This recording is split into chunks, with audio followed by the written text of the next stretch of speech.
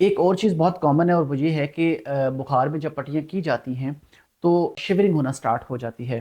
पहली बात तो ये है कि हर हाई ग्रेड फीवर के साथ शिवरिंग या कपकपी हो सकती है, लेकिन ये है कि जब आप स्पॉनिंग करते हैं तो बेसिकली शिवरिंग जो है हमारी बॉडी के अंदर एक हीट कंजर्वेशन का मेथड है, टेम्परेचर को स्टेबलाइज रखने का मेथड होता है।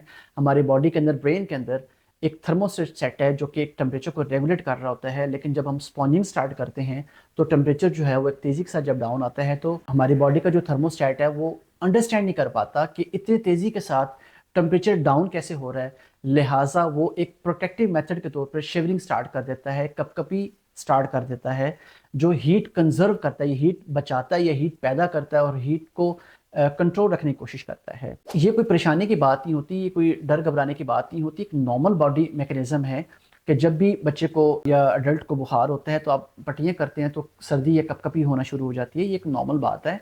अगर सर्दी या कपकपी हो भी रही है तब भी पट्टियों को जारी रखें, तब जब तक जो है वो बॉडी टेम्परेचर नॉर्मल नहीं हो जाता तो इसको कंटिन्यू रख सकते हैं, इसका कोई साइड इफेक्ट नहीं होता, इसकी वजह से कॉम्प्लिकेट नहीं होता।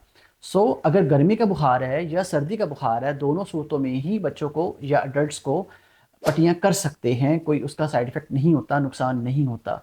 इसमें सर्दी और गर्मी के बुखार की अलग-अलग टाइप नहीं होती, बुखार को लो डाउन करना ज़रूरी होता है। तेज़ बुखार में पट्टियाँ करने के अमल को इसलिए भी ज़्यादा ज़ोर दिया जाता है और एम्फसाइज़ किया जाता है, हमारी बॉडी के अंदर मुख्तलिफ़ तरह के हार्मोन्स और एंजाइम्स एक सेट टेम्परेचर के ऊपर, एक मखसूस टेम्परेचर पे काम कर रहे होते हैं। लेकिन जैसे ही अगर हमारी बॉडी का टेम्परेचर राइज़ होता है, स्पेशली 101 या उससे ऊपर, तो वो सारे का सारा निज़ाम गरम-बरम हो जाता है और सारा मेटाबॉलिज्म डिस्टर्ब हो जाता है, सारे केमिकल रिएक्शंस डिस्टर्ब होते हैं। लिहाजा हमारी बॉडी की जो फंक्शंस होते हैं वो नॉर्मल नहीं रहते, हमारी परफॉर्मेंस नॉर्मल नहीं रहती, हमारा बॉडी का जो एनर्जी पैदा करने का निज़ाम होता है वो नॉर्मल नहीं रहता।